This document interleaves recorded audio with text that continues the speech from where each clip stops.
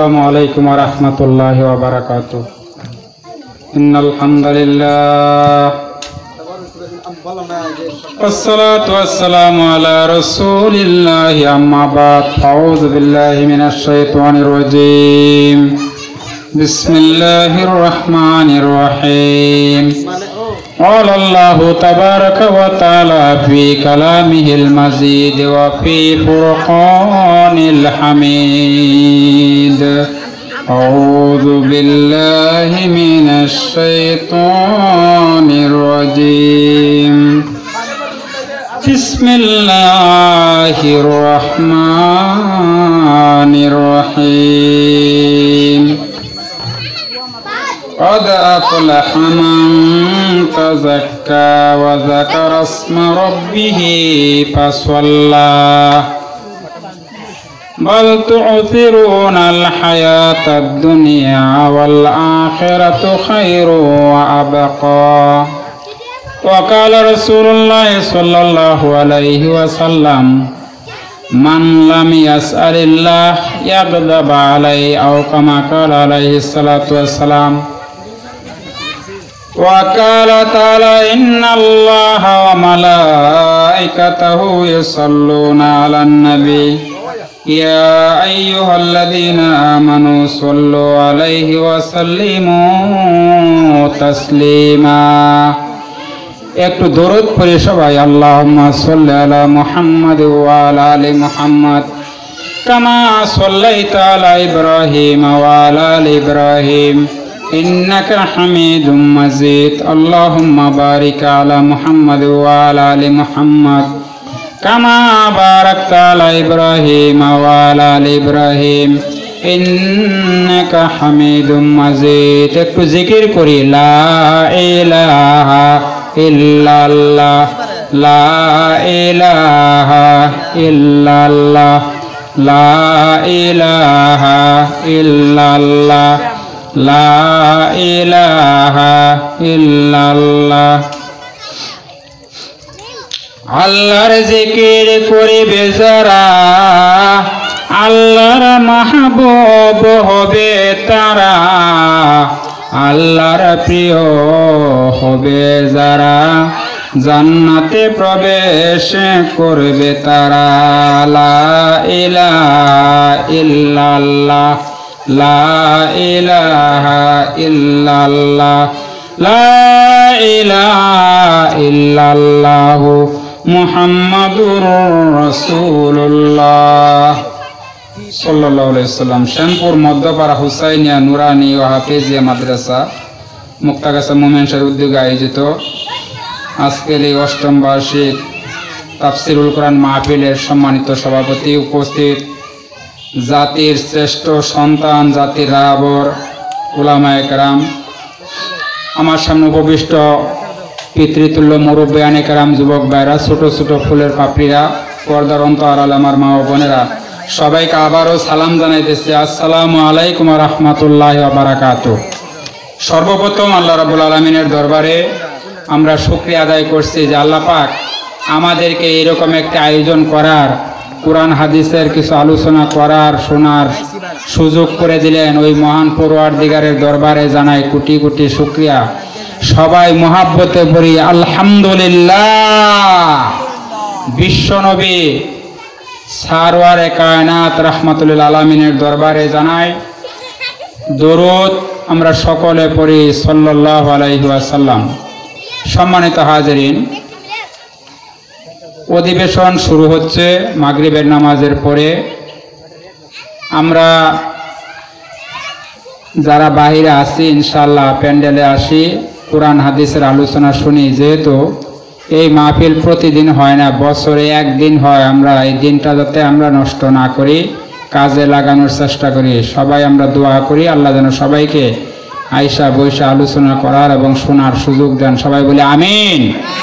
At first, the beginning of my speech, I am giving congratulations the authority of this mahfil, who has arranged this mahfil by hard labor and has given me a chance to talk something about the Holy Quran and Sunnah, because the Holy Quran and Sunnah our way to জান্নাহ। সর্বপ্রথম এই মাহফিল কর্তৃপক্ষকে আমার পক্ষ থেকে অভিনন্দন জানাইতেছি, যারা এই কষ্ট করে এই মাহফিলটার আয়োজন করছে। বাবাজিরা, মাহফিলটার আয়োজন করতে কষ্ট হয়েছে না? অভিনন্দন, মোবারকবাদ জানাইতেছে তাদেরকে। এবং যারা আমাকে এখানে বসে কিছু আলোচনা করার সুযোগ করে দিলেন, ওই কর্তৃপক্ষকে আমার পক্ষ থেকে আবারও ধন্যবাদ জানাচ্ছি। সম্মানিত হাজিরিন, আমরা একদিন ছিলাম না, আরেকদিন কি থাকবো না, এই কথাটাই ঠিক, তাই না? আমরা একদিন ছিলাম না, আরেকদিন থাকবো না। এই কথাটা যদি আপনারা বিশ্বাস করেন বা মানেন তাও ঠিক, যদি না মানেন তাও ঠিক, নাকি? মানলেও ঠিক, না মানলেও ঠিক। আল্লাহ কোরআনে কি বলেন শুনেন। আচ্ছা, যা কেউ দেখে না দেখে কারা বলেন তো দেখি? যা কেউ শুনে না শুনে কারা? আল্লাহ সুবহানাহু ওয়া তাআলা। বসছেন তো একটা প্যান্ডেলের মধ্যে, এমন জায়গায়, এটাকে বলা হয়েছে জালিসুর রহমান, রহমানের দরবার। রহমানের কি দরবার বা মজলিস? এইটাই না শুধু, this is the garden of haven, এইটা একটা বেহেশতের বাগান। চিল্লাইয়া বলেন সুবহানাল্লাহ। বাবাজিরা, the angel of Allah are surrounding on this mahfil. এই মাহফিলের চারদিক দিয়ে আল্লাহর ফেরেশতারা বেষ্টন করে আছে। and Allah revealed his gift on this mahfil. এই মাহফিলের উপর আল্লাহ তার বরকত, করুণা, রহমত নাজিল করতেছেন। চিল্লাইয়া বলেন সুবহানাল্লাহ। সুবহানাল্লাহ। একদিন ছিলাম না, আরেকদিন থাকতাম না, এই কথাটাই ঠিক বলছি, তাই না? আল্লাহ কি বলেন শুনেন। হাল আতা আলাল ইনসানি হিনুম মিনাদ দাহরি লাম ইয়াকুন শাইআম মাযকুরা। ও মানুষ, তোমার জীবনে কি, আমার জীবনে কি এমন একটা সময় আসছিল না যখন আমার নাম নেওয়ার মতো উল্লেখযোগ্য বস্তু হিসাবে আমাকে কেউ চিনত না? ঠিক না বেঠিক বলেন? তখন দুনিয়াতে আসছিলাম না, তখন আমার কেউ চিনত বলেন তো দেখি? আমি আল্লাহ রাব্বুল আলামিন তোমাকে মায়ের পেটে পাঠাইলাম, মায়ের পেট থেকে সুম্মা নুখরিজুকুম মিন তিফলা, বাচ্চা আকারে তোমাকে বের করে নিয়ে আসলাম মায়ের পেট থেকে। আজকে তুমি দুনিয়াতে আইসা সম্পদের মালিক হইয়া, ক্ষমতার বাহাদুরি পাইয়া আজকে তুমি আমি আল্লাহকেই বুইলা গেলা। কাজটা ঠিক হইল না বাবাজি? বেঠিক আপনি বলেন, বেঠিক নে? আল্লাহ কোরআনে কি কোন? আল্লাহর কথাই শুনেন। কাইফা তাকফুরুনা বিল্লাহি ওয়া কুনতুম আমওয়াতান ফাহিয়াকুম সুম্মা ইউমীতুকুম সুম্মা ইউহয়ীকুম সুম্মা ইলাইহি তুরজাউন। চিৎকার মেরে বলেন আল্লাহু আকবার। আল্লাহ রাব্বুল আলামিন বলেন, বান্দা, কিভাবে আমি আল্লাহকে অস্বীকার করো? তুমি ছিলে মৃত, আমি তোমাকে মায়ের পেটের মাধ্যমে এই দুনিয়ায় পাঠাইলাম, দুনিয়াতে আসলা তুমি, তোমাকে আমি আবার মৃত্যু দান করব। ওই মৃত্যুর পর আবার আমার কাছে তোমাদেরকে হাজির হতে হবে। ওই দিনটার কথা কি ভুলিয়া গেছো বান্দা? আল্লাহু আকবার, আল্লাহু আকবার। ইন্নাল্লাহা জামিউন নাস লিয়াউমিন লা রাইবা ফিহি। There is no doubt about that day. ওই দিনটার ব্যাপারে কোনো সন্দেহ নাই। কোন দিন?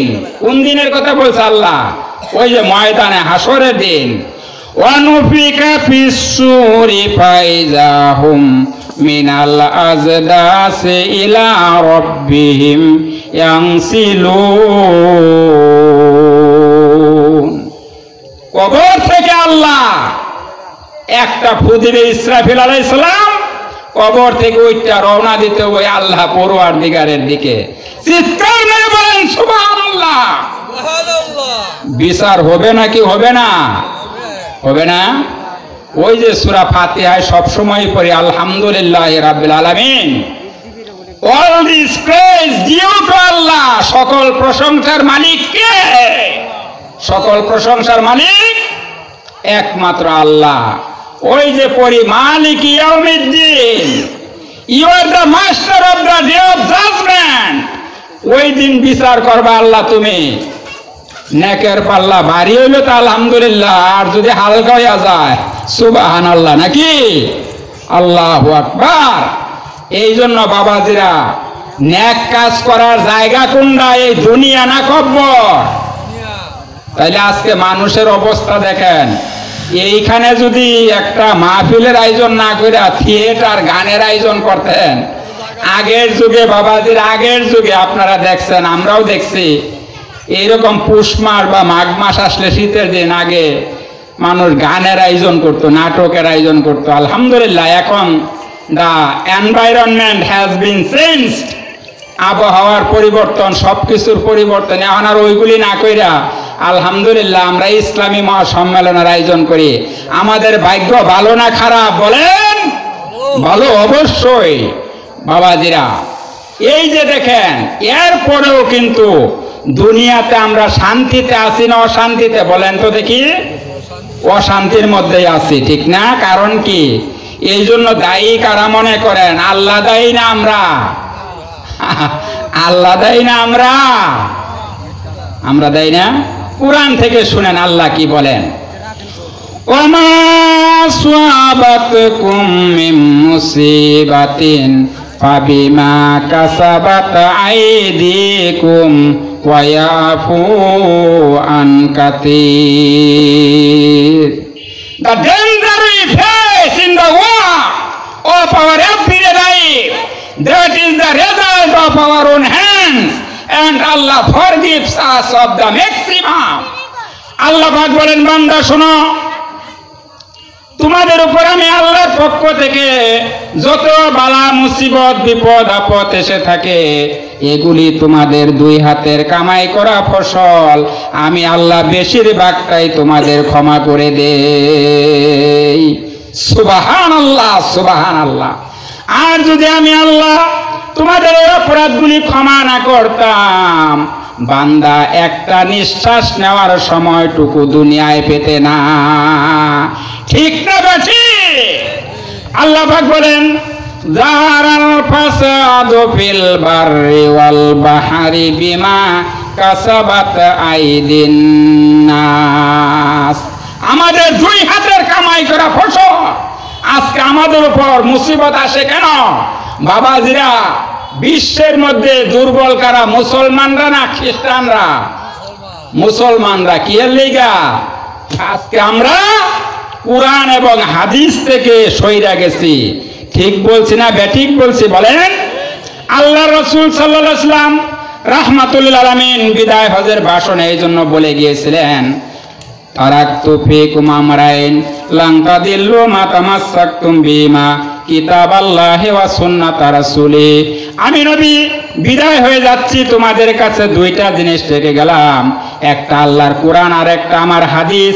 এই দুইটা যতক্ষণ পর্যন্ত তোমরা অনুসরণ করবা, তোমাদেরকে কোনো শক্তি পরাজিত করতে পারবে না। আল্লাহু আকবার, আল্লাহু আকবার।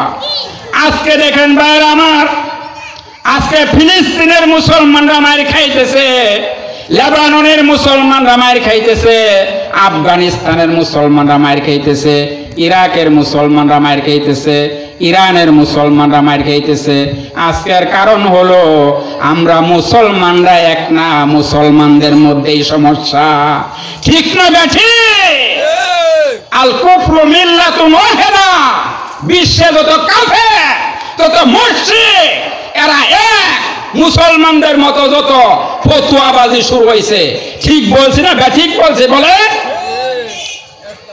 আজকে ইস্তেমার মধ্যে আজকে মানুষ শহীদ হয়, মুসলমান এদেরকে বলে।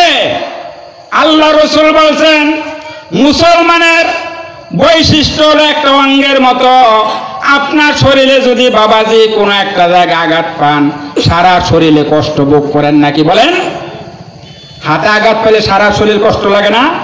পায়ে পাইলে, পিঠে পাইলে, একটা জায়গায় আপনি আঘাত পাইলে যদি আপনার সারা শরীর কষ্ট ভোগ করে, আল্লাহর হাবিব বলেন যখন কোন একটা মুসলমান এক জায়গায় আক্রান্ত হয়, সমস্ত মুসলমানের দুঃখ প্রকাশ করা উচিত কিনা উচিত না বলেন? আজকে এই যে ফিলিস্তিনে মুসলমানদেরকে নির্বিচারে পাখির মতো এই সন্ত্রাসী বেঞ্জামিন নেতানিয়াহু ইসরায়েলের প্রধানমন্ত্রী পাখির মতো ফিলিস্তিনের মানুষগুলিকে মারতেছে, তাই না? একটা মুসলমান রাষ্ট্র একমাত্র তুরস্ক এবং ইরান ছাড়া, তুরস্কের প্রেসিডেন্ট রিসেপ তাইয়েপ এরদোগান, ইরানের প্রেসিডেন্ট ইব্রাহিম রাইসি যাকে মারলো, শহীদ করলো হেলিকপ্টার দিয়া, এখন নতুন প্রেসিডেন্ট মাসুদ পেজোস্কি, এরা ছাড়া কেউ কথা কয় না। গদিটা যদি চইলা জায়গা বাবাজি, কথা বুঝেন না? কথা ঠিক কইছি না বেঠিক কইছি বলেন? আজকে মুসলমান উন্নতি লাভ করবো কেমনে? ইউরোপ, আমেরিকা, ভারত, চীন, জাপান চিন্তা করে মহাকাশে যাবার জন্য, আর আমরা চিন্তা করি বাবা যে আঙ্গর পেটটার লেগা। কথা ঠিক না বেঠি? আমরা চিন্তা করি আঙ্গর পেটের, একটু জিকির করি লা ইলাহা ইল্লাল্লাহ, লা ইলাহা ইল্লাল্লাহ। মোহতারাম এরপরে কথা বলবেন, হ্যাঁ আমার উপরে, আমি ছেড়ে লা ইলাহা ইল্লাল্লাহ। সবাই মহব্বতে পড়ি লা ইলাহা ইল্লাল্লাহ।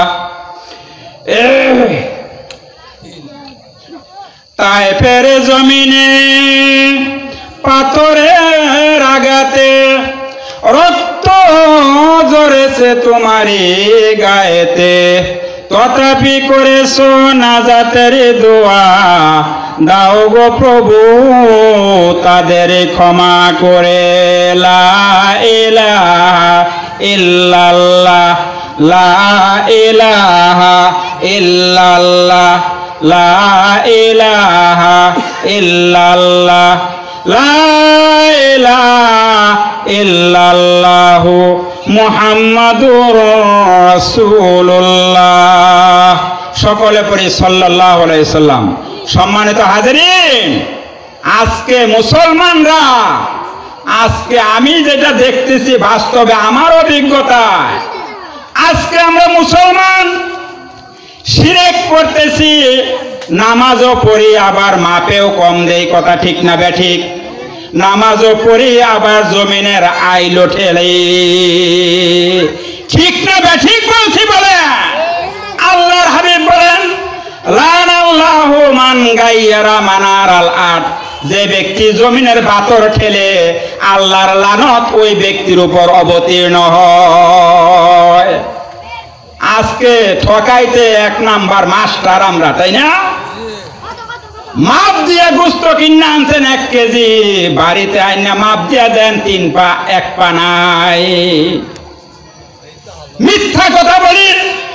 আল্লাহর হাবিবের কাছে এক সাহাবী আয়েশা বললেন, ইয়া রাসূলুল্লাহ উসিনি, আমাকে আপনি কিছু উপদেশ দেন। নবীর কাছে আয়েশা বলতাছে, সাহাবী লোকটা আয়েশা বলতাছে, আল্লাহর হাবিব বলেন লা তাকযিব, মিথ্যা বইলো না। লোকটা মদ খাইতো, চুরি করতো, ব্যভিচার, জিনা ব্যভিচার, যা কিছু খারাপ কাজ করতো। বাড়িতে যাওয়ার পরে বিশ্ব নবীর কথা মনে পড়ছে, আমি যদি এই কাজগুলি করি, কালকে যদি আল্লাহর হাবিব জিজ্ঞেস করেন এইগুলি করছো কিনা, আমি তো মিথ্যা কথা বলতে পারবো না।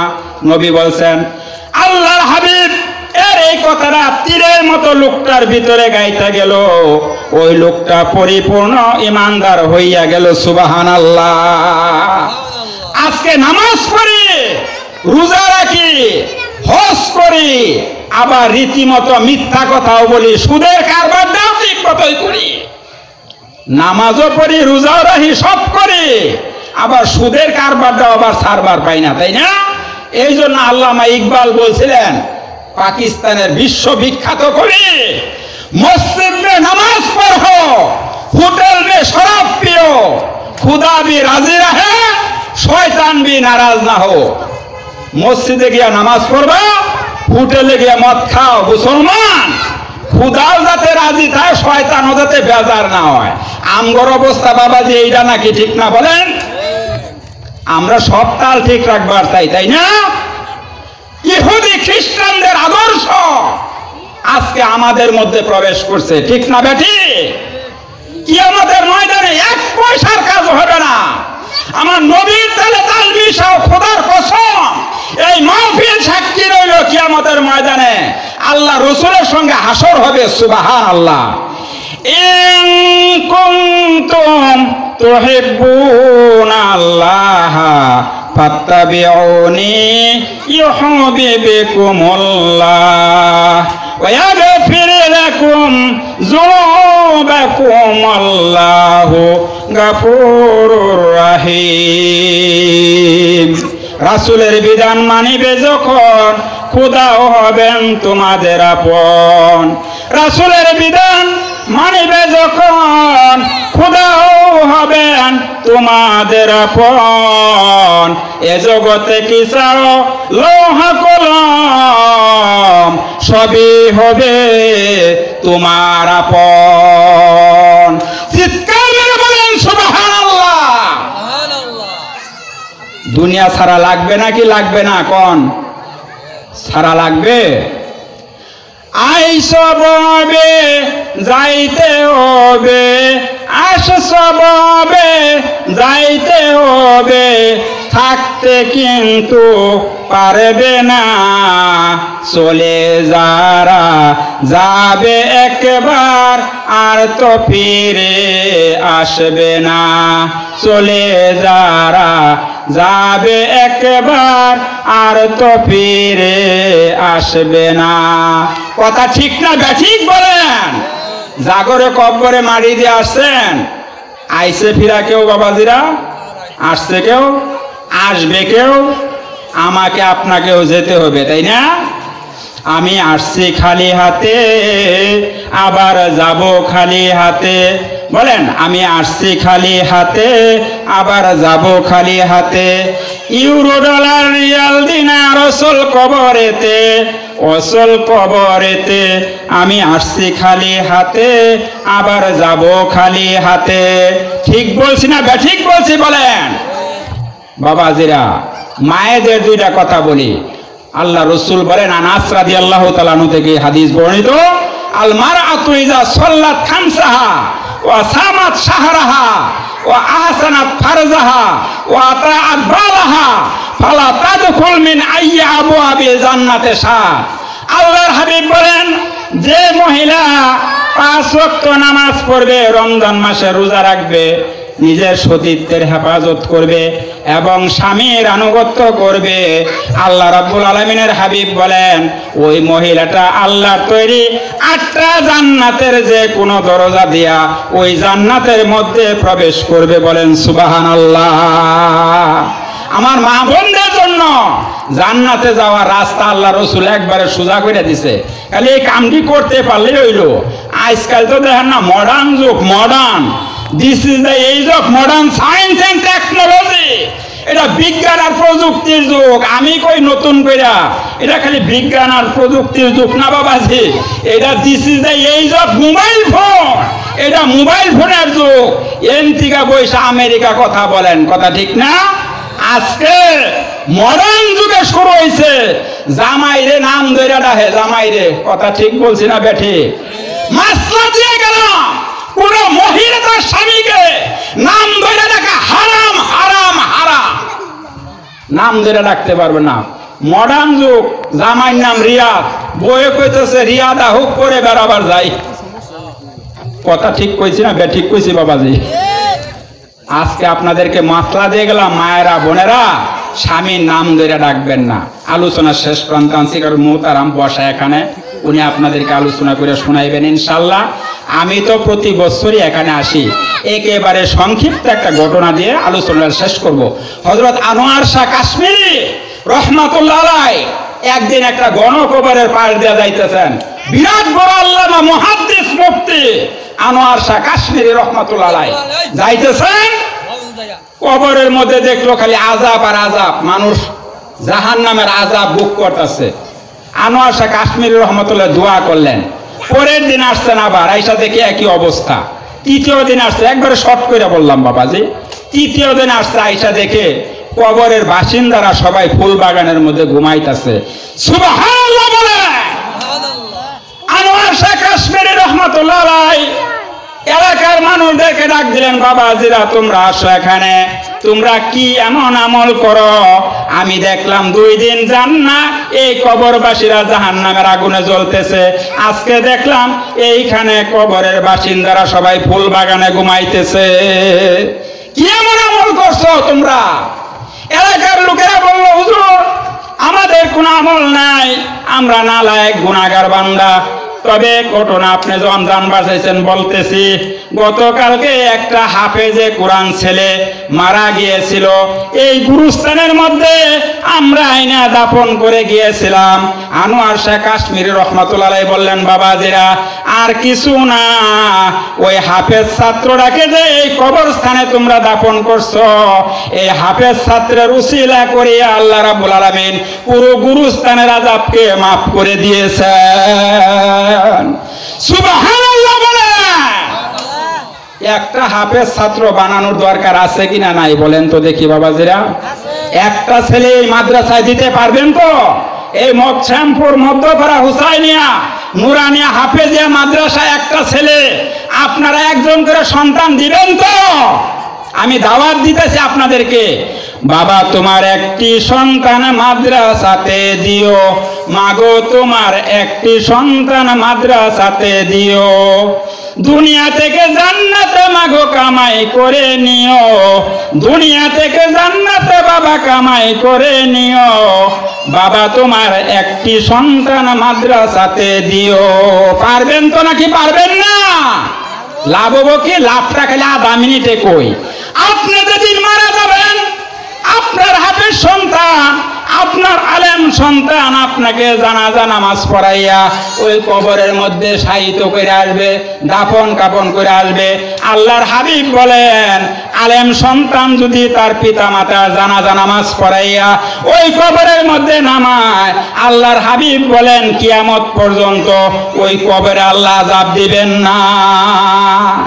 আর ওই সন্তান যখন ওই কবরের পাশে দাঁড়াইয়া আল্লাহ যে দোয়াটা শিখাই দিয়েছেন, রাব্বির হাম, পড়েন রাব্বির হাম হোমা কামা